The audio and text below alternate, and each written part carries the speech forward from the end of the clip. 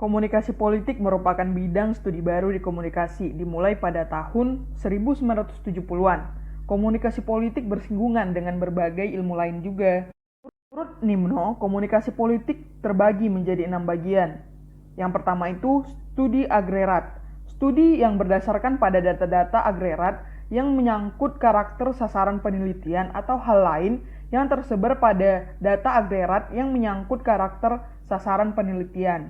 Kedua, studi kritis, metode yang digunakan untuk memahami ideologi yang mendasari suatu sistem komunikasi. Yang ketiga itu adalah studi analisis.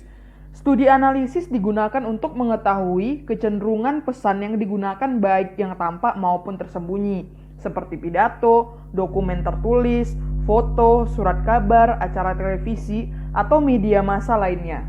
Keempat, studi eksperimental. Studi eksperimental memiliki model untuk mengetahui sebab akibat dengan membandingkan antara kelompok eksperimen yang diterpa variabel dan kelompok kontrol yang tidak mendapat terpaan variabel yang ditentukan.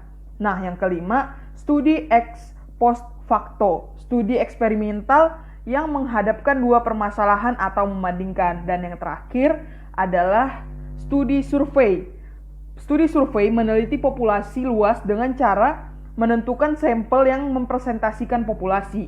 Metode ini digunakan untuk mengetahui arah opini publik. Lord Windlesham berpendapat, political communication is the deliberate passing of political message by sender to a receiver with intention of making the receiver behave in a way that might not otherwise done. Yang berarti, komunikasi politik sangat ditentukan tujuan utamanya, yaitu agar penerima berperilaku tertentu atau yang dimaksud sebagai konsekuensi pada sistem politik. Sedangkan konsekuensi politik yang dikemukakan oleh Richard Feynman, ia berkata, communicatory activity considered political by virtue of its consequences, actual and potential that it has for the functioning of political system.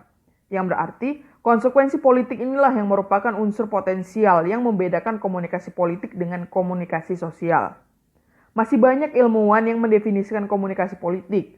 Yang pasti, komunikasi politik dapat diartikan sebagai suatu aktivitas komunikasi yang mempunyai konsekuensi atau akibat politik, aktual potensial terhadap fungsi sistem politik.